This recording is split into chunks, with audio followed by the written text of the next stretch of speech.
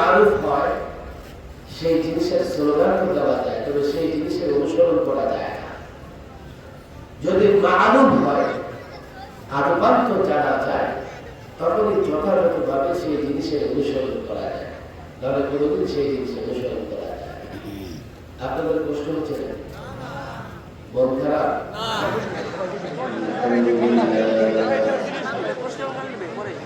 الحمد لله نحمده ونستعينه ونستغفره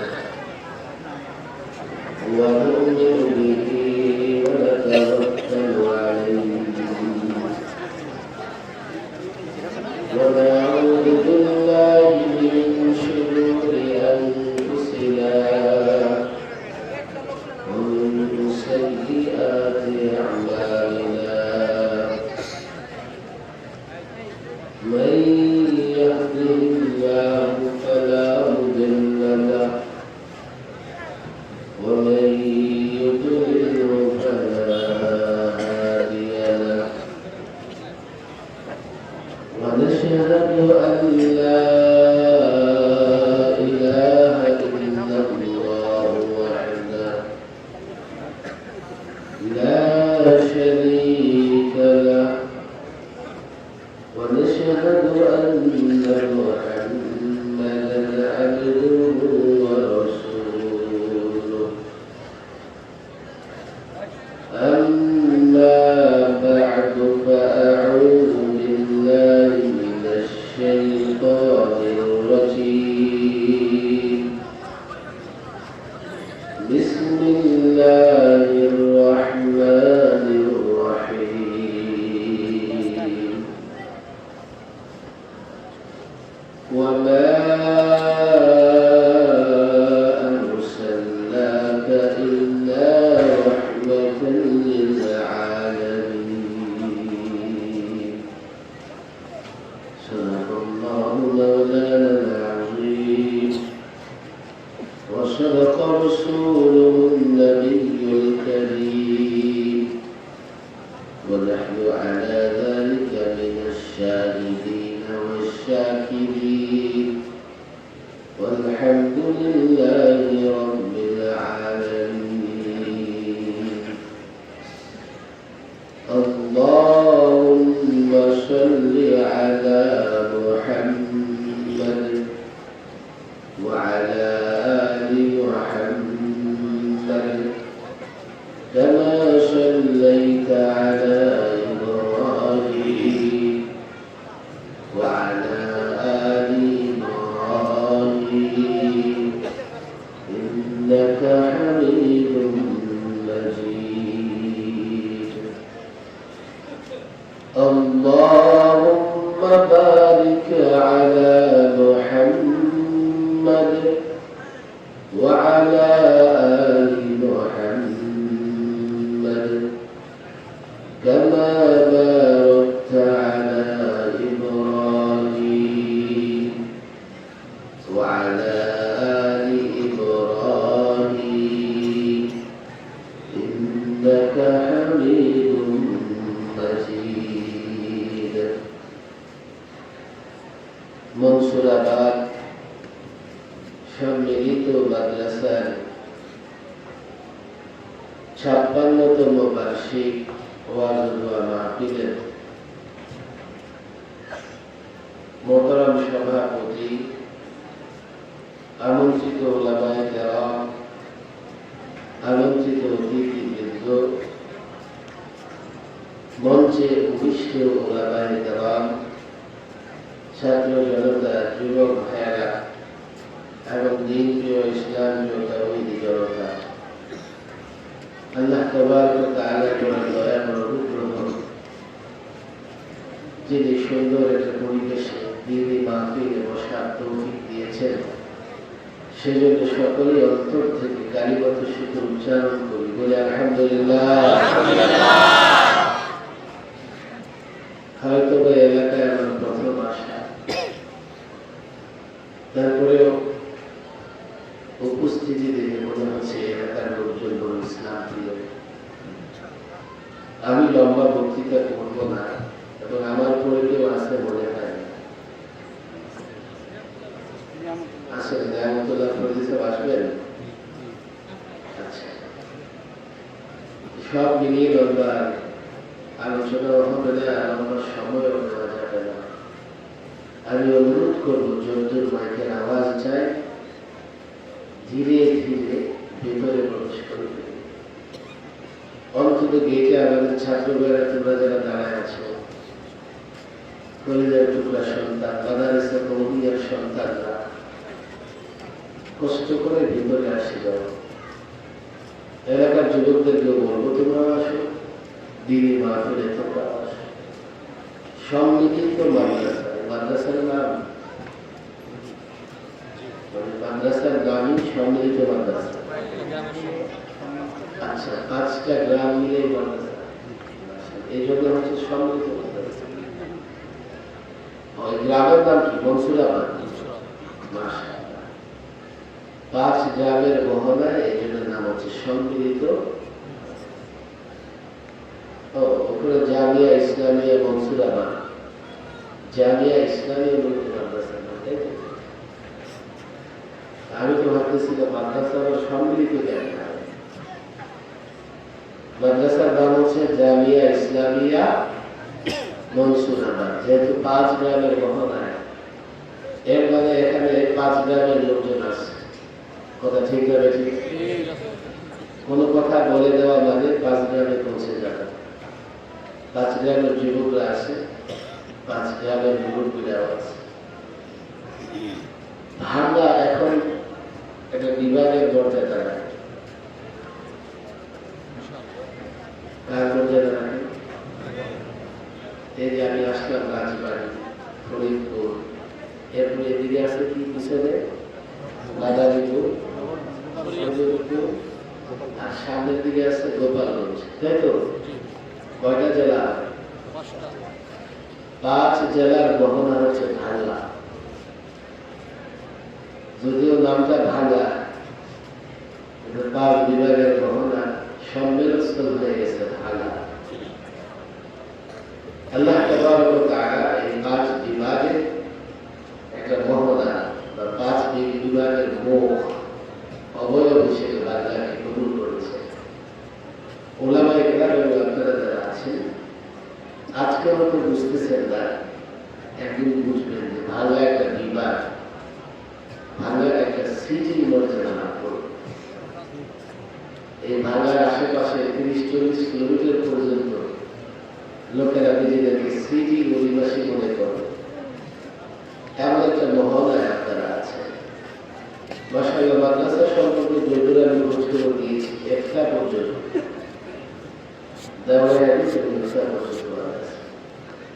আলোচনা চলবে। নিয়মতুল্লাহ ফরিদ সাহেব আছেন, তিনি আলোচনা করবেন। আমি লম্বা আলোচনা করব না। লম্বা আলোচনা করবার মতো শারীরিক সক্ষমতা আমার নাই। সকাল থেকে দুপুর পর্যন্ত জ্বর, মাথা ব্যথা, পেটে সমস্যা।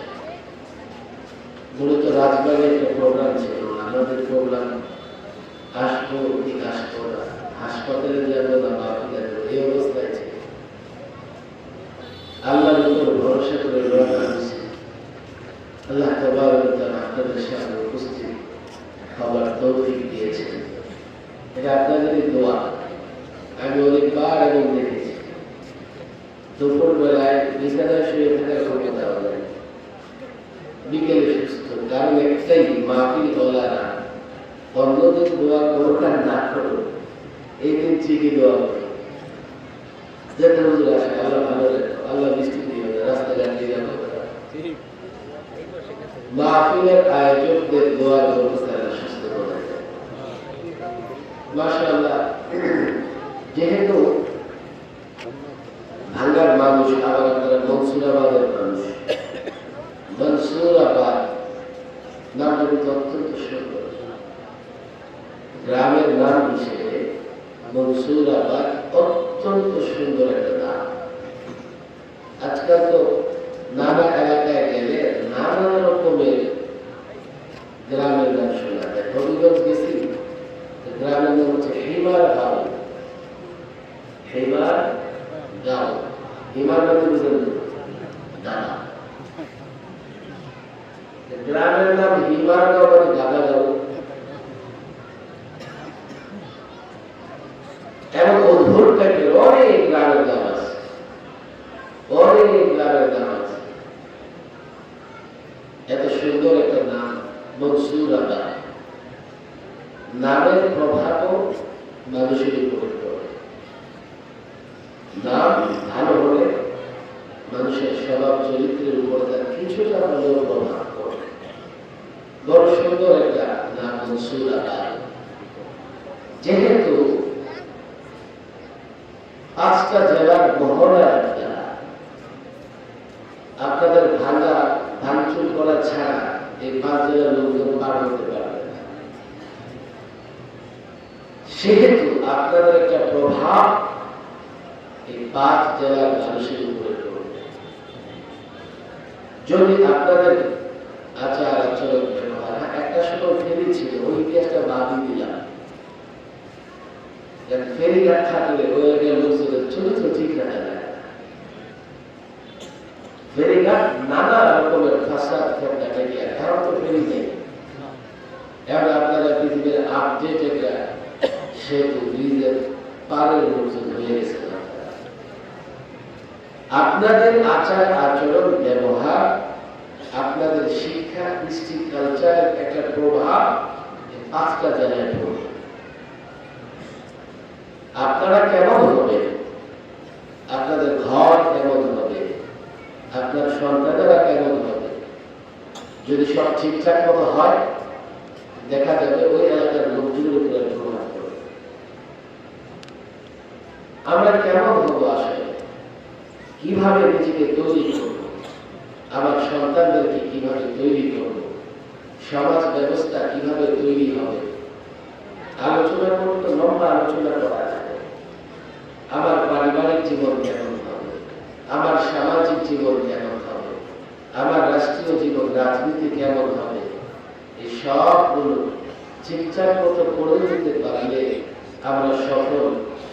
ঠিকঠাক মতো করতে হলে একটা ফর্মুলা লাগবে, মডেল লাগবে, নমুনা লাগবে। আর সেই নমুনা হচ্ছে রাসূলুল্লাহর আদর্শ। কথা ঠিক না?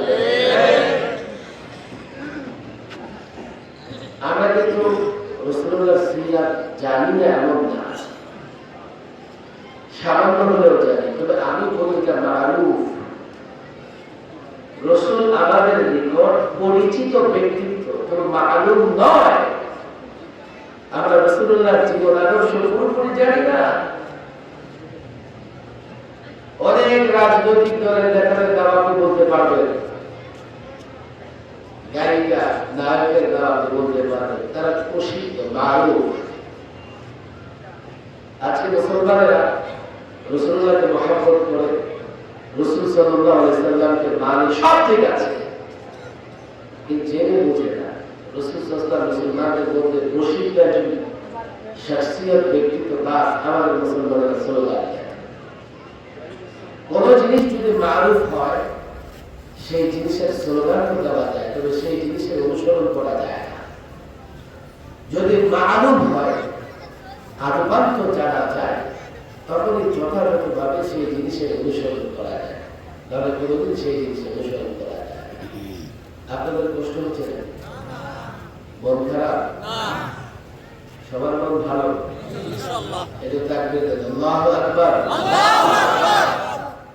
আপনাদের অবস্থা দেখে মনে হচ্ছে ঘুমায় যাবে, ছেড়ে দিন, কম্বল দিয়ে বাড়িতে। শয়তান এসে গেছে আশেপাশে। তাকবীরের আওয়াজ ধ্বনি জোরে দেওয়া লাগে, কেন? যতদূর যায় ততদূর শয়তান থাকতে পারে। ভলিউমটা বাড়ায় বলেন আল্লাহু আকবার। ভাঙার মানুষ আসলে ভাঙা না, চাঙ্গাই গেছে। ভাঙার মানুষ ভাঙলে হবে না, চাঙ্গা থাকতে হবে। আমি আপনাদের হাতে অনেক বড় দায়িত্ব দিয়ে দিতে চাই, আপনাদের আমানত আপনাদের হাতে তুলে দিতে চাই, দ্বীনি আমানত আপনাদের বুঝিয়ে দিতে চাই। যেহেতু আপনারা একটা সিটি, একটা বিভাগীয় পর্যায়ে একটা জায়গায় আসেন, আপনারা যদি আপনাদের দায়িত্ব বুঝে নিতে পারেন, আপনাদের জন্য সহজ হবে অন্তত অন্তত 5 জেলায় লোকদেরকে তাদের দায়িত্ব বুঝে দেওয়া।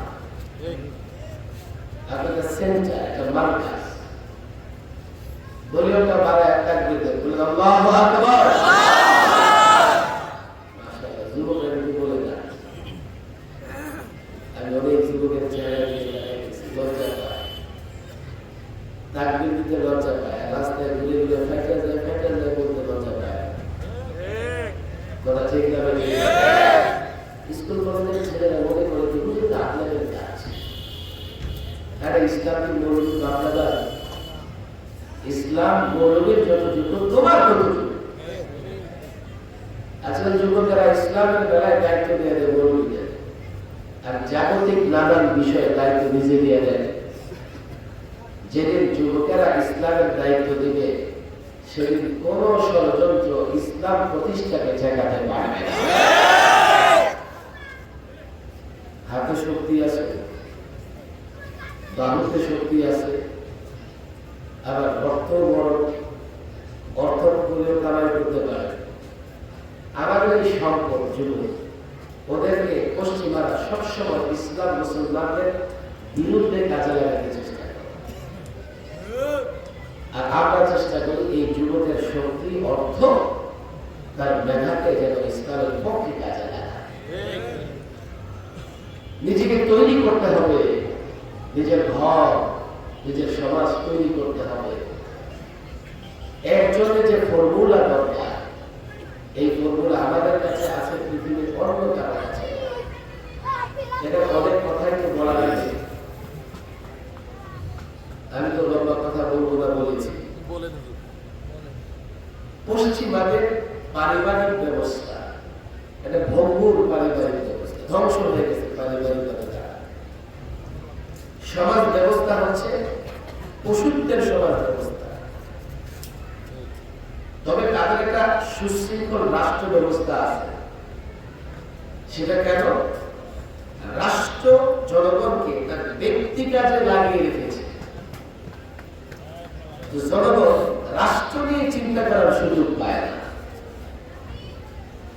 ব্যক্তি জীবন তাদের এতটাই উচ্ছৃঙ্খল, এতটাই বিশৃঙ্খলায় পরিপূর্ণ, একটা সময় তারা নিজেদের জীবনের উপরে হতাশ হয়ে আত্মহত্যার পথ বেছে নেয়। এর পরিসংখ্যান তো অনেক।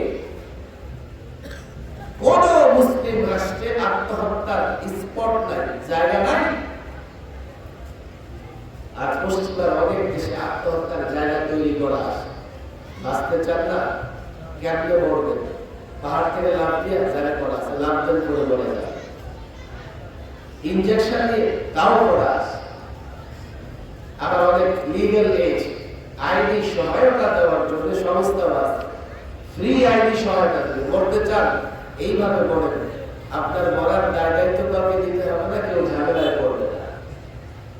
মরার আগে সম্পদ এইভাবে উইল করে যা, ওসিয়ত করে যা।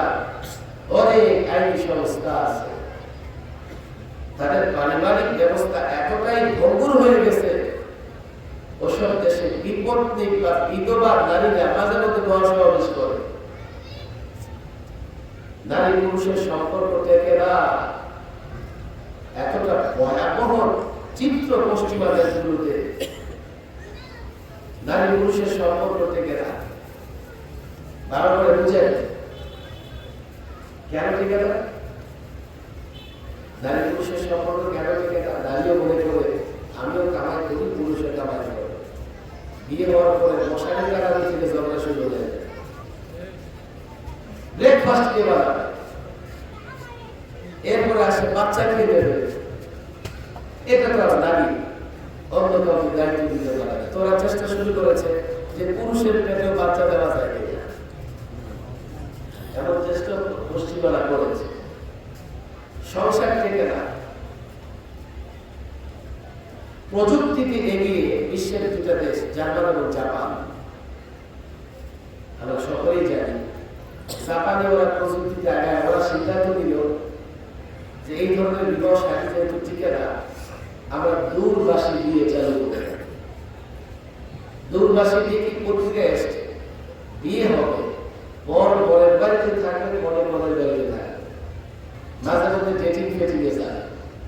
কেউ কারো বাড়িতে থাকবে না, নিজ ব্যবসা করবে, তাহলে যথাযথ হবে না, সংসার টিকবে না, সংসার টিকে যাবে। আমেরিকায় কি করলো, ইউরোপে কি করলো, নারীকে যদি তালাক দিতে হয় অর্ধেক সম্পত্তি দিয়ে দেওয়া লাগবে যাতে দাম্পত্য জীবন টিকে। ফলে কি করে জানেন, পুরুষের বিয়ে করে না, বিয়ে করে কারণে ছাড়াছাড়ি হয়ে তার অর্ধেক সম্পত্তি দিয়ে দেওয়া লাগবে, তো গার্লফ্রেন্ড বাঁধায়, গার্লফ্রেন্ড বাঁধায়, রক্ষিতা বাঁধায়। আপনারা জানেন, যুবকরা ভালো করে জানবে, আমাদের যুবকরা পাগল, ওয়ার্ল্ড কাপ আসলে 300-400 গজ পর্যন্ত কি বাঁধায়, পতাকা বাঁধায় লাফালাফি করতে থেকে নাম দিতে দেবে। জানো, বিয়ে করবে বান্ধবী থেকে তার 3 বাচ্চা। বিয়ে করে না কেন, বিয়ে করলে ঝামেলা, বিয়ে ছাড়া বাচ্চা দেয়, যে সমঝোতা হোক পরে বিয়ে করবে, বিয়ের আগে যে বাচ্চা আছে জারজ। ইদানিং বাংলাদেশে যে দীর্ঘ পারিবারিক অবস্থা ভালো না, ওয়াজ মাহফিলে তো আসেন না, থেকে শুনবেন যে ভাই আপনারা কেমন জানেন, আমরা এইভাবে জানি, মুসল্লি এসে আমাদের হাত ধরে চোখের পানি ছেড়ে দেয়।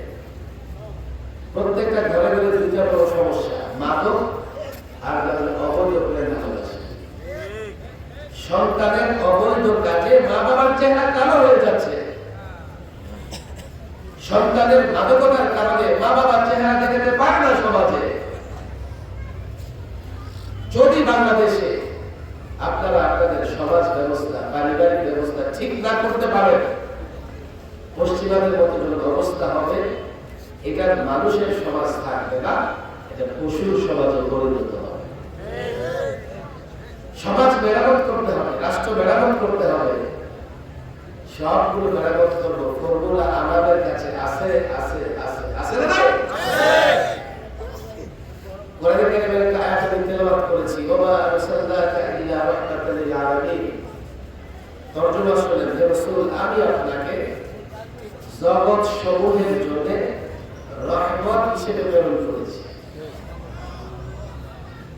যুবকেরা মুখস্থ করবে, রাসূল জগতের জন্য রহমত, কথা ঠিক না ঠিক? রাসূল বুঝলাম না রহমত কেমনে হয়। আচ্ছা, আমার দিকে দেখা, আপনার ঘরে খাবার নাই, এমন একজন শাসক আসছে যে আপনার খাবারের অভাব হয় না, আপনার দাম্পত্য জীবনে শান্তি নাই, এমন এক শাসক এসে এমন রোল করে দিয়েছে দাম্পত্য জীবনে শান্তি দিয়েছে। আপনার সন্তান সন্ততি আপনার অবাধ্য, এমন শাসন জারি হয়েছে, এমন শাসন এসেছে, আপনার সন্তান এখন আপনার খেদমত করে, আপনার সাহায্য সহযোগিতা করে, সমাজে মারামারি কাটাকাটি, শাসন এসে এমন আইন চালু করেছে, মারামারি বন্ধ, শ্রমিকের অধিকার আদায় হয়ে যাচ্ছে, নারী নির্যাতন বন্ধ, প্রতিবেশীদের মধ্যে দ্বন্দ্ব নাই, পাড়া মহল্লায় দ্বন্দ্ব নাই, মারামারি কাটাকাটি, চুরি নাই, চোট্টামি নাই, ডাকাতি নাই, সব ঠিকঠাক হয়ে গেছে। এই শাসনে আমরা বলবো কি যে উনি আল্লাহর পক্ষ থেকে রহমত, কথা ঠিক লাগে। একটু আমি যুবকদের বলি, এটা আমাদের ব্যর্থতা যে যুবকদেরকে আমরা ইসলাম বুঝাতে পারি না। রাসূলুল্লাহর আগমনের আগে নারীর অধিকার ছিল না, কন্যা সন্তানকে জীবন্ত পুঁতে ফেলা হতো। এক সাহাবী বলেন, জাহিলিয়াতে জাহিলি যুগে কমপক্ষে 350 কন্যা সন্তানকে ক্রয় করে মুক্ত করে দিয়েছে। নারীর অধিকার নিয়ে আজকাল একদল আসে না, নারীর অধিকার নিয়ে খুব চিল্লায়। আমরা যখন বলি ইসলাম নারীদের অধিকার দিয়েছে, তো শ্রীগাল শিয়াল যেমন মুরগির স্বাধীনতা চায়, ওরা ওইভাবে নারীর অধিকার চায়। ওরা মূলত নারীকে দেখে তারা তাদের অসৎ চরিত্রের বহিঃপ্রকাশ ঘটাতে চায়, নারীর অধিকার ওরা চায় না। শ্রমিকের অধিকার ছিল না, দাসপ্রথা ছিল। ইসলাম দাসপ্রথা আনে নাই, কারণ ইসলাম এমন একটা ব্যবস্থা করেছে পর্যায়ক্রমে দাসপ্রথা বিলুপ্ত হয়েছে, গোলামীর প্রথা বিলুপ্ত হয়েছে। এই জায়গাটা অনেক শিক্ষিত মানুষ বুঝে না। তারা মনে করে ইসলাম মনে হয় দাস প্রথা নিয়ে এসেছে। আরে না, ইসলামের আগে দাস প্রথা ছিল। কিভাবে ইসলাম দাস প্রথাকে দূর করেছে? মানুষ কোনো মানুষের গোলাম হতে পারে না। আপনি অপরাধ করেছেন, রাসূল নির্দেশ দিয়ে দিয়েছে যদি গোলাম মুক্তি করো অপরাধ না। এইভাবে দাস প্রথা বিলুপ্ত করেছে ইসলাম, শ্রমিকের অধিকার নিশ্চিত করেছে ইসলাম, অর্থনৈতিক সমস্যা দূর করেছে ইসলাম। ইসলাম আসার আগে আরবের অর্থনৈতিক অবস্থা কি ছিল? মানুষ ঋণ আনতে গিয়ে নিজের সন্তান, নিজের স্ত্রীকে মর্মের বন্ধন রেখে আসত। চিন্তা করুন কতটা অভাবী হলে নিজ সন্তান, নিজ স্ত্রীকে বন্ধক রেখে ঋণ নিয়ে আসে। হযরত আবু হুরায়রা রাদিয়াল্লাহু তাআলা আনহুর হাদিস, প্রচিত হাদিস। হযরত আবু হুরায়রা রেশমির ওয়াল দিয়ে দাঁত সাফ করতেছে আর বলতেছে, হায় আবু হুরায়রা, আজকে রেশমির ওয়াল দিয়ে দাঁত সাফ করো? তুমি তো ওই আবু হুরায়রা যে পেটের ক্ষুধায় মসজিদে নববীর বারান্দায় অজ্ঞান হয়ে পড়ে থাকত। আবু হুরায়রা আসহাবে সুফফা, সুফফা মাদ্রাসার ১ নম্বর ছাত্র। মসজিদে নববীর বারান্দার এক পাশে, রওজায়ে আতহারের উল্টা পাশে বারান্দায় একটা চত্বর, চত্বরের উপরে একটা তাঁবুর মতো দেওয়া হয়েছে। ৮ মিটার বা শুরুতে এনেছেন ৮ মিটার বাই ২০ মিটার এমন হবে। সেখানে গরিব মুহাজির এবং আনসারদের কেউ কেউ ২৪ ঘন্টা অবস্থান করতে তার রাসূলুল্লাহর হাদিস চর্চা করতে। তাদেরকে বলা আসহাবে সুফফা। আসহাবে সুফফাদের ১ নম্বর ছাত্র ছিল আবু হুরায়রা এবং পরবর্তীতে সবচেয়ে বেশি হাদিস রিওয়ায়াত করেছেন আবু হুরায়রা। এই যে মাদ্রাসাগুলো দেখতেছেন না, এগুলো আসহাবে সুফফার নমুনা। ১৫০০ বছর আগে মদিনায় রাসূল সর্বপ্রথম যে মাদ্রাসা প্রতিষ্ঠা করেছিলেন, সেই মাদ্রাসার নমুনা হচ্ছে এই মাদ্রাসাগুলো। আসহাবে সুফফা যারা ছিলেন তাদের খাবার দাবারের ব্যবস্থা ছিল না। রাসূল যখন বললেন তোমরা সহযোগিতা করো, তো যার বাগানে খেজুর আসছে একটা খেজুরের এটাকে কাজে রাখতো, অন্যরা বক্ষণ করতো। খাবার নাই, রাতের বেলায় ২ জন ৪ জন করে নিজের বাড়িতে নিয়ে যায়, যেমন জালি লজিং আছে না। এতটা ঘোরবর দারিদ্রতা ছিল। আসহাবে সুফফার সদস্যদের ২টা চাদর ছিল না শরীর ঢাকতে। একটা চাদর ছিল কোন রকমের শরীর ঢাকতো, হাঁটুটাকে চাইবে ধরে বসে থাকতো। এক ছাত্র আরেক ছাত্রের আড়ালে বসতো যাতে সতর্ক দেখা না যায়। মাঝে মধ্যে চিৎকার করে অজ্ঞান হয়ে যেত। ফিরে দেখলে দেখা যেত আসহাবে সুফফার ছাত্র ৩ দিন ধরে খায় না, এদের পেটের ক্ষুধায় নামাজে দাঁড়ায় চিৎকার দিয়ে অজ্ঞান হয়ে গেছে। ১ নম্বর ছাত্র আবু হুরায়রা রেশমির ওয়াল দিয়ে দাঁত সাফ করে। এটা ইসলামের মত। এটা কেন হয়েছে? রাসূলুল্লাহ সাল্লাল্লাহু আলাইহি সাল্লামের আদর্শের কারণে। রাসূল আবির্ভাব ঘটেছে রাসূলুল্লাহ। খেয়াল করেন, অনেক পণ্ডিত বুদ্ধিজীবী আছে আমাদের সঙ্গে একমত হতে চায় না। তারা রাষ্ট্র গঠনের নানান ফর্মুলা দেয়। আমি বলি কোনোদিন রাষ্ট্র গঠন করতে পারবে না। এই রাষ্ট্রে তোমরা শান্তি প্রতিষ্ঠা করতে পারবে না। শান্তি প্রতিষ্ঠা করতে হলে রাসূলুল্লাহর আদর্শ লাগবে। ১৫০০ বছর আগে রাসূলুল্লাহ সাল্লাল্লাহু আলাইহি সাল্লাম তার আদর্শ দিয়ে গর্বত দারিদ্রতা দূর করেছেন, শ্রমিকের অধিকার, নারীর অধিকার নিশ্চিত করেছেন, মারামারি কাটাকাটি বন্ধ। এই জন্যই আল্লাহ তাবারক ওয়া তাআলা রাসূলুল্লাহকে বলেছেন, আমি আপনাকে রহমত স্বরূপ প্রেরণ করেছি। আচ্ছা, ১৫০০ বছর আগে আইয়ামে জাহিলিয়াতে যদি রাসূল রহমত থাকে, এখন আছে না নাই? আপনাদের সন্দেহ আছে? না। আরে আছে না নাই? আছে। রাসূল এখনো রহমত, কিয়ামত পর্যন্ত রহমত, কোনো সন্দেহ আছে? না। আপনাদের আসলে কষ্ট হইতেছে? না। আমার কথা বুঝতেছেন না? বুঝতেছি। পাক্কা ওয়াদা করে যাবেন। রাসূল যদি রহমত হয়, বাংলাদেশ মেরামত হুজুর ঘটনের জন্য রাসূল রহমত, আমি পরিষ্কার বলি, ঢাকায় বলেছি, রাষ্ট্র যদি মেরামত করা লাগে, রাষ্ট্র যদি সংস্কার করা লাগে, আর কেউ যদি চায় রাষ্ট্র সংস্কার করে শান্তি প্রতিষ্ঠা করবে, রাষ্ট্র সংস্কার করে দুর্নীতি বন্ধ করবে, চুরি বন্ধ করবে, ডাকাতি বন্ধ করবে, রিজার্ভ লুট করা বন্ধ করবে, শেয়ার বাজার লুট করা বন্ধ করবে, মারামারি কাটাকাটি বন্ধ করবে, রাসূলুল্লাহর আদর্শ দিয়ে রাষ্ট্র মেরামত করতে হবে। তারপরেও যদি বুঝে না আসে, সায়েন্স বিজ্ঞান নিয়ে আসো,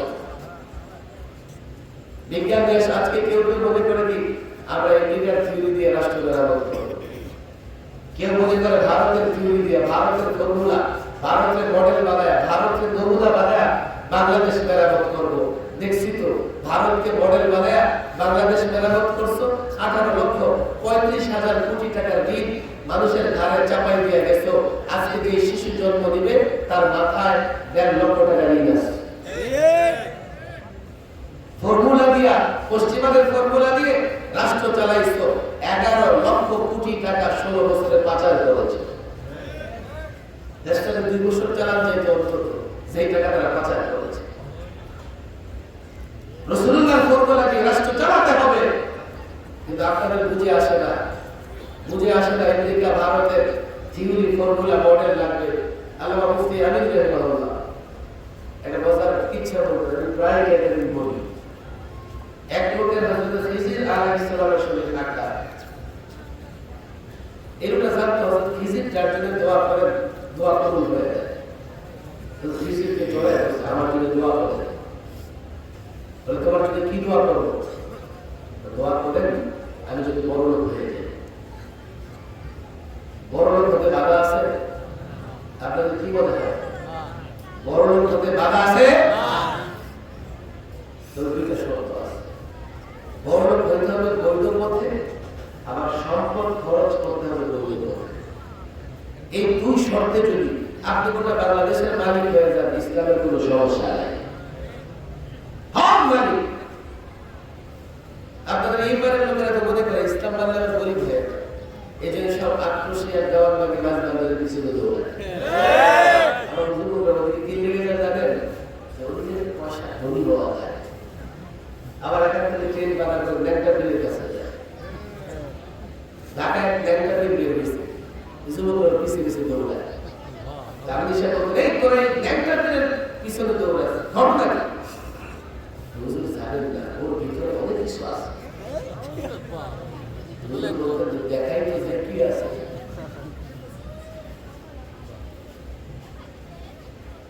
আমি বড় হতে চাই, আমাদের দোয়া করে। আচ্ছা বড় হতে চাও, তার মতো বড় হতে চাও, মডেল দেখা, মডেল নমুনা। তাদের 24টা ঘন্টা সময় দেয়, দৌড়ে গেছে ঢাকা, বরিশাল, বনানী, লেকপার দিয়ে বিশাল বিশাল গাড়ি দেখতেছে। তার মতো বড় লোক 24 ঘন্টা পরে তো কি হবে? সে বলে দেবে আর বড় লোক হয়ে যাবে। তার খুশি, তার আত্মতুষ্টি, তার আনন্দে কে তাকে খাওয়ায়। হঠাৎ করে দেখে বিশাল বাড়ি, সুন্দর বাড়ি, দেখে তার পছন্দ হয়েছে, আমি বড় মতো বড় লোক হতে চাই। সে চিন্তা করলো আচ্ছা বড় লোক হবো, পরে জিজ্ঞেস করি, গেটে দিয়ে ঠকঠক করে ভাই তোমার মতো বড় লোক হতে চাই। ঘটনা ঘটে গেছে, হযরত খিজিরের সঙ্গে দেখা, তিনি দোয়া করবেন তোমার মতো বড় লোক হয়ে যাবো, কালকে হবো, আমার মতো বড় লোক হবে না।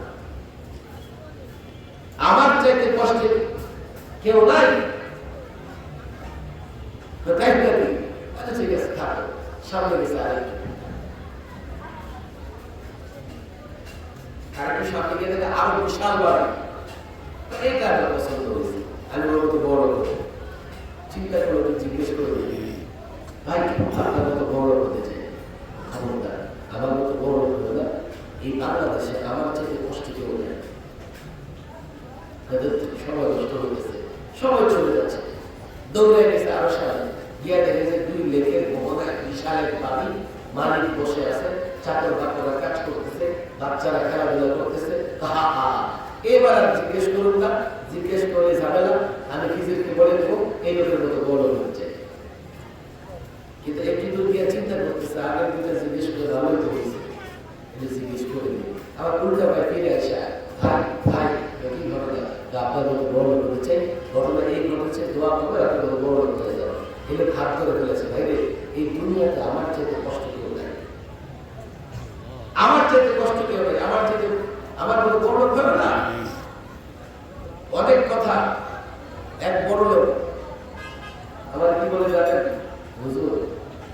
গুলিস্তান থেকে মিরপুরে বাসের রড ধরে যেতাম, 3 ঘন্টা 3.5 ঘন্টা লাগতো।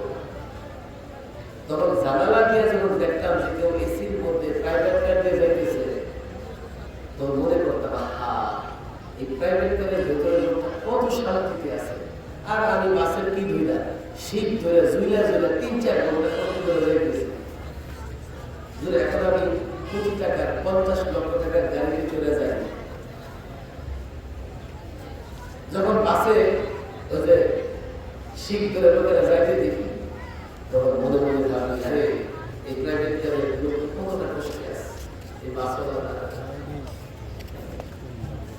বাসওয়ালা জানে না এই গাড়ির ভিতরে এসি, দামি গাড়িতে এসিতে বসানোটা কত কষ্টে আছে, কতবার সমস্যা, কেন তোমার মতো বড় করা যায় না। তো শুনতে চাবো আচ্ছা সন্ধ্যার পরে আসে তোমাকে বলবো। সন্ধ্যার পরে গেছে, গিয়ে বসছে, বসলে তবে শুনো আমার স্ত্রী বেশ কিছুদিন আগে অসুস্থ হয়ে গেছে। আমি স্ত্রীকে এত মহব্বত করতাম, তার শয্যার পাশে বসে কান্না করতেছি, প্রিয়তমা এতটা মহব্বত করি, তুমি গেলে বাঁচবে না। ডাক্তার বলে দিয়েছে তোমার স্ত্রীর ক্যান্সার হয়েছে, বাঁচবে না। আমি যে স্ত্রীকে মহব্বত করি সেইটা বুঝে না, আমার বলে নাটক কম করবে। আমি এখন নতুন, কালকে আরেকজন নতুন সাজায় দিয়ে আসবো, নাটক কম করবে। আমি হাসপাতালে গিয়ে সার্জারি করে লজ্জাস্থান ফেলে দিয়া স্ত্রীকে দেখাইলাম, দেখো তোমার কতটা মহব্বত করি, আমার বিয়ে করতে হবে না। আল্লাহ পাকের কুদরত, কয়েকদিন পরে স্ত্রী ধীরে ধীরে সুস্থ হয়ে গেছে। আর সে তো নিকাম না, তার স্ত্রী ধরা যোগ্য না। এই যে বাচ্চাদের দেখতেছে, খেলাধুলা করতেছে, ফুটফুট সুন্দর বাচ্চা, আপনার তো ভালো লাগতেছে, কিন্তু আমি যখন বাচ্চাদের দিকে তাকাই আমার পরিচা চৌচির হয়ে যায়। তো কেন? এগুলো আমার স্ত্রীর ব্যভিচারের প্রশ্ন করা সব জারজ। আমি যখন ভাবি এই জারজরা আমার মনে পিঠে হয়ে মানুষ হইতেছে, আমি বরদাস্ত করতে পারি না। বলেছে আমার তৈরি হওয়া লাগবে থাকে মডেল নমুনা থেকে এমনি থেকে নমুনা, এমনি থেকে নমুনা বানাবা, এমনি থেকে মডেল বানাবা, গোটা আমেরিকা জারজ সন্তানে ভরপুর হয়ে আছে। মুসলমানদের নমুনা এমনি এগুলো কি করে হবে? চায়নাকে মডেল বানায় অনেক ব্যবসায়ীরা, চায়নাকে ব্যবসা বাণিজ্যে অনেক উন্নতি, তাদের পারিবারিক জীবন কীট পতঙ্গের মতো। বলবেন ব্যবহার ভালো, ব্যবসা করে সততার সঙ্গে, এটা ওদের পলিসি কৌশল। ওরা বুঝেছে ব্যবসা বাণিজ্যে উন্নতি হবে না যদি সততা না থাকে। ওরা বুঝেছে ব্যবহার ভালো না হলে কাস্টমার ধরে রাখা যাবে না। দোকান থেকে যে বাসায় যায় ওদের ভিতরে মা বাবা সন্তান সন্ততির মধ্যে পার্থক্য নাই। খাবার দাবার খায়, এমন সাপ বেল কুচ্চা এগুলো খায়, যত হারাম জিনিস খায়, তাদের চরিত্রেও হারামিপনা আছে। এই ঘরগুলো যেন এক একটা চিড়িয়াখানা। কে জানে আমার মুসলিম যুবকরা ইউরোপের এলাকার লোক যদি ইতালি থাকে ওদের জিজ্ঞেস করে দেখবেন ইতালিতে কেমন আছে, একটু বলো দেখি ইতালির পরিস্থিতি। মুসলমানদের উন্নতির জন্য পারিবারিক শান্তি, সামাজিক শান্তি, স্থিতিশীলতার জন্য, স্থিতিশীলতার জন্য America, Europe, Bharat, China, Russia model নয়। আমাদের মডেল হচ্ছে মোহাম্মদ আরবি। মোহাম্মদ আরবির আদর্শ বাস্তবায়ন করতে পারলে আমরা দুনিয়াতেও শান্তিতে থাকবো, আখিরাতেও শান্তিতে থাকবো। আমরা তো প্রস্তুত না, এই যুবকরা আছে আমরা প্রস্তুত না। যার জন্য আমাদের কি অবস্থা জানেন? গোটা পৃথিবীতে এখন মুসলমানদের হীরা মাকড়ের মতো মূল্য দেয়। মাত্র 40 লক্ষ ইহুদি, 40 লাখ ইহুদি গোটা পৃথিবীর মুসলমানদের চ্যালেঞ্জ করতেছে। যে ফিলিস্তিনে আমরা ইহুদিদের শরণার্থী হিসেবে আশ্রয় দিয়েছি, মুসলমানরা আশ্রয় দিয়েছে, সেই ফিলিস্তিনে গাজাকে এই ইসরায়েলিরা মরুভূমিতে পরিণত করেছে। এখন আর গাজার মসজিদ থেকে আযানের আওয়াজ আসে না। হাজারো শিশু হত্যা করেছে, হাজারো নারী হত্যা করেছে, তারা আক্রমণ করতেছে, অথচ মুসলমানের সংখ্যা 200 কোটি। মুসলমানদের মোকাবেলা করবার ক্ষমতা নাই। এক একজন কাপুরুষের মতো জীবন যাপন করতেছে। কারণ কি? কারণ একটাই, তোমাদের শক্তি, তোমাদের পাওয়ার ছিল রাসূলুল্লাহর সুন্নাহ, রাসূলুল্লাহর আদর্শ। পাওয়ার ছেড়ে দিয়েছো, এই পৃথিবীতে তোমাদের কোনো মূল্য নাই। পাওয়ার ছেড়ে দিয়েছো, তোমাদের কারোর সঙ্গে লড়াই করবার ক্ষমতা নাই। পাওয়ার ছেড়ে দিয়েছো, পৃথিবীর তোমাদের কেউ ইজ্জত দেয় না, সম্মান দেয় না। আমি তো বলি, আজও যদি এই মুসলমান আল্লাহর নবীর আদর্শ ধরতে পারে, আজও যদি মুসলমান ঘর থেকে সমাজ, সমাজ থেকে রাষ্ট্র, সর্বত্র যদি আল্লাহর নবীর আদর্শ অনুসরণ করতে পারে, আজও আমি চ্যালেঞ্জ করে বলি, দায়িত্ব দিয়ে বলি, গোটা দুনিয়ার কাফের মুসলমানদের মোকাবেলায় লড়াই করে টিকতে পারবে না।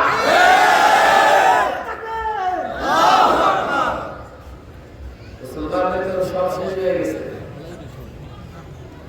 আমাদের চিত্রটা কি দেখেন, দেশটা চলে আমাদের, আমরা ফর্মুলা দিতে একটা পরিবর্তন হয়েছে। 5ই আগস্টে একটা কি হয়েছে আপনারা এত কষ্ট করে গেছেন? আমাদের লাম্বারের পাশে এটা রেন্টিকার স্টেশন আছে, গাড়িওয়ালা করতে বাধ্য আরো কিছুদিন ক্ষমতায় থাকে। আমি বলবো আমরা ক্ষমতা আছে বলে কে বলবো? তো ওই যে 5ই আগস্টের পর থেকে এই যে স্টুডেন্ট গাড়ি রাখি, 1 টাকাও চাঁদা দেওয়া লাগে না। নিউ মার্কেট ব্যবসায়ীর একটা প্রোগ্রামে গেলাম, আমি বললাম আপনাদের কি অবস্থা? প্রতিদিন নিউ মার্কেট দাওসিয়া চাঁদনি চকের ফুটপাত থেকে কোটি কোটি টাকা চাঁদা উঠানো হয়। একবার চাঁদা দেওয়া লাগে, বাস নিরাপদে ব্যবসা করতেছে। সরকারি অফিসে যাবেন, আপনার কাছ থেকে এখন আর ঘুষ চাইবে না। যদি পরিবর্তন না হতো, এগুলো থেকে বাঁচতে পারতেন না। আর যে ঋণের বোঝা আপনার আমার মাথায় আছে, আরো বাড়তে থাকতো। এক সময় জনগণ বিক্রি করেও ঋণ পরিশোধ করা যেত না। পরিবর্তন দরকার ছিল, পরিবর্তন হয়েছে। এখন উপদেষ্টারা রাত দিন মেহনত করে দেশকে সংস্কার করবেন, পুনর্গঠন করবেন। আমরা তো আমাদের যা বলি, কিন্তু আপনারা যদি আমাদের সঙ্গ না দেন, আমাদের কথার কোনো মূল্য থাকবে না। আমরা আমাদের কথা বলেছি যে পরিবর্তন করে আমরা সঙ্গে আছে, সহযোগিতা করবো। এমন পরিবর্তন করবেন না যে পরিবর্তনের পর আমাদের আতঙ্ক উঠানো লাগে। কোথাও সংস্কারের নামে কোন নাস্তিকতা, ইসলাম বিদ্বেষী কোনো কিছু আমরা মানব না, মানতে পারি না। আর গাড়ি বলেন তাদের রাসূলুল্লাহর আদর্শ এই জন্যই পুরোপুরি হবে না, যেহেতু তারা রাসূলুল্লাহর আদর্শ সম্পর্কে ততটা ওয়াকিফ আল্লাহ। এই যে একটা আহ্বান আমি সারা বাংলাদেশে জানাই, একটা ওয়াদা আমি সারা বাংলাদেশের জনগণ থেকে নেই। পরিবর্তনের পরে সামান্যতম উপকার আপনারা পাচ্ছেন। এই পরিবর্তন শুধুমাত্র ছিল জাগতিক, কি কোটা যেন না থাকে। কোটা না থাকলে কি করবে? চাকরি পাবে। চাকরি পেলে কয়জন পাবে? সবাই তো আর চাকরি পাবে না। মানলাম যারা চাকরি পাবে তারা এই চাকরি দিয়ে কয়দিন ভালো থাকবে? যতদিন দুনিয়াতে থাকে। দুনিয়ার জিন্দেগি কতদিনের? 60-70 বছরের। এরপরে চাকরিও ছাড়তে হবে, বাড়ি গাড়িও ছাড়তে হবে। কিন্তু এই আন্দোলনের পরে যে পরিবর্তন হচ্ছে, এই পরিবর্তনের পরে আমার আখিরাত তো সুন্দর হবে না, আখিরাতে তো আমার মুক্তি আসবে না, আখিরাতের নাজাত আসবে না। আমি কিন্তু আখিরাতে সফল হব না, জান্নাতের অধিকারী হতে পারবো না। কেন? আখিরাত দিয়ে আমার পরিবর্তনের কোনো কথা নাই। পরিবর্তন হয়েছে, এটা প্রাথমিক পরিবর্তন। এরপরে আরেকটা পরিবর্তন লাগবে, যেই পরিবর্তনের নেতৃত্ব আপনারা দেবেন, টুপি দাড়িওয়ালারা দেবে। আপনারা স্কুল, কলেজ, ইউনিভার্সিটির ছেলেদেরকে বুঝিয়ে তাদেরকে সঙ্গ দেবেন, তাদেরকে বলবেন এবার শুধু কোটা নয়, এবার দুনিয়া এবং আখিরাত, দুনিয়ার কল্যাণ, আখিরাতের মুক্তির জন্য একটা পরিবর্তন দরকার।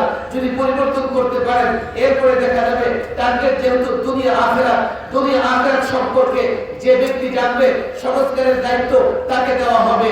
টার্গেট রাসূলুল্লাহর আদর্শ, যে রাসূলুল্লাহর আদর্শ জানবে তাকে দায়িত্ব দেওয়া হবে।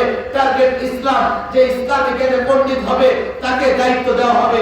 তখন দেখা যাবে পরিবর্তনের পরে সংস্কার যখন হবে সেটা ইসলামের পক্ষে হবে। পরিবর্তনের পরে সংস্কার যখন হবে রাসূলুল্লাহর আদর্শের মাধ্যমে হবে। পরিবর্তনের পরে সংস্কার যখন হবে কোরআন সুন্নাহ অনুযায়ী হবে। তখন চূড়ান্ত বিজয় আসবে। আর না হয় এই আসবে না, পরিবর্তন দরকার ছিল। বাহবা জানাই, রক্ত দিয়েছো, অতীত পরিবর্তন হয়েছে। আমরা দেখেছি পরিবর্তনের পরে এক চোরের হাত থেকে ক্ষমতা আরেক চোরের হাতে গেছে। ইসলাম মেনে, রাসূলুল্লাহর আদর্শ মেনে পরিবর্তনের পরে যদি রাষ্ট্র সংস্কার করা হয়, আল্লাহর কসম করে বলি সেই সংস্কারের পরে দেশের টাকা পাচার করবার ক্ষমতা কারো থাকবে না। সেই পরিবর্তনের পরে নারী নির্যাতন, শ্রমিক নির্যাতন, রিজার্ভ লুট করা, শেয়ার বাজার লুট করতে কেউ পারবে না, দখলদারিত্ব, টেন্ডারবাজি কেউ করতে পারবে না। আল্লাহর কসম করে বলি সেই পরিবর্তনের পরে বাংলাদেশ সত্যিকার সোনার বাংলায় পরিণত হবে। ইসলামের শত্রুরা হুঁশিয়ার সাবধান, দিন ইসলামের শত্রুরা হুঁশিয়ার সাবধান, দুনিয়ার মুসলিম এক হও এক হও, নারায়ে তাকবীর, আল্লাহু আকবার। যদি না করতে পারেন দু চার দিন পরে দেখবেন আবার আরেক দল আসতেছে, তার আগের চেয়ে বেশি থাকবে। সমাজের ভদ্র সম্পর্কদের সামনে নিয়ে আসতে হবে। ভাই তুমি স্কুলে পড়া আমার কোনো আপত্তি নেই, কলেজে পড়া আমার কোনো আপত্তি নাই, তো আমাকে বলো তোমাদের কাছে কি ফর্মুলা আছে রাষ্ট্র গঠন করা? এই অতীতের ফর্মুলা যদি রাষ্ট্র গঠন করে যায় তো কাল যারা আসবে তারা অতীতের ফর্মুলা, আইন তো অনেক আছে, দুর্নীতির জন্য দুদক পর্যন্ত আছে, অথচ দুর্নীতি বাজার দুদক পর্যন্ত খেয়ে ফেলে, দুদকেও ছাড়ে না, দুদকের চেয়ারে বসে দুর্নীতি করে। তাহলে বোঝা গেল অতীতের কোন ফর্মুলা কাজে আসে নাই। যদি ফর্মুলা কাজে আসতে পারে, ফর্মুলা হবে রাসূলুল্লাহর আদর্শ। কথা ঠিক না? পাকা ওয়াদা করে হাত মজবুত করে।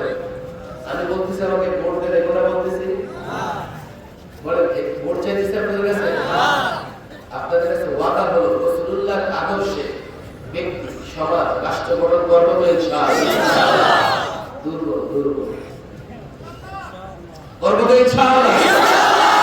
যুবকরা পাক্কা ওয়াদা করো, তোমাদের কাজের সময় পাওয়া যায় না ইনশাআল্লাহ।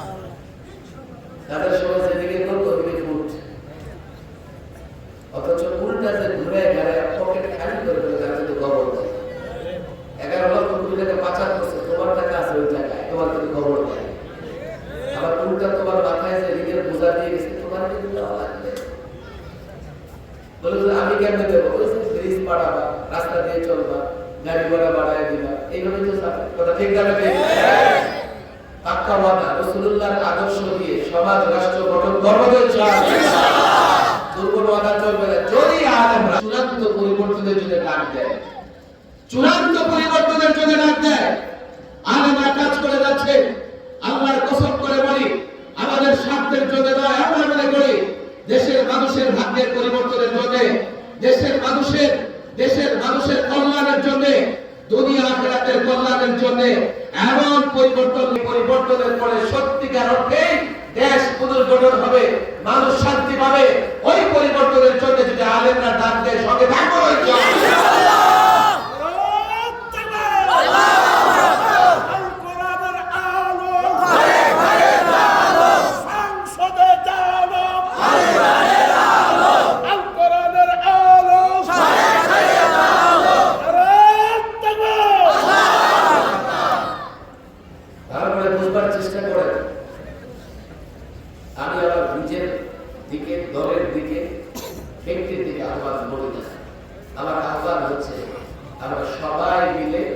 ইসলাম মানবো, ইসলামের পথে চলবো ইনশাআল্লাহ। তাহলে আমাদের দুনিয়ারও মুক্তি আসবে, আখিরাতেরও মুক্তি আসবে, দুনিয়ারও কল্যাণ হবে, আখিরাতেরও কল্যাণ। আল্লাহ তাবারক ওয়া তাআলা এখানে আপনারা যারা ওয়াদা করেছেন, আপনারা ভাঙ্গার মানুষ, আগে বলছি জিম্মাদারি আপনাদের, ভাঙ্গার জিম্মাদারি আপনাদের। বলুন ভাঙ্গাতে কি করবো? গাড়ি করে বাড়াবো? বরং মানুষকে দ্বীনের পথে ইসলাম বুঝানোর চেষ্টা করবেন। এখান থেকে গোটা 5 জেলায় ছড়ায় মানুষদের সামনে ইসলাম পেশ করবেন, মানুষকে বুঝে আসলে ইসলামের পথে নিয়ে আসবেন। আল্লাহ তাবারক ওয়া তাআলা তৌফিক দান করুন। ওয়া মা তাওফীকি ইল্লা বিল্লাহ ওয়া মা ইল্লা বিল্লাহ।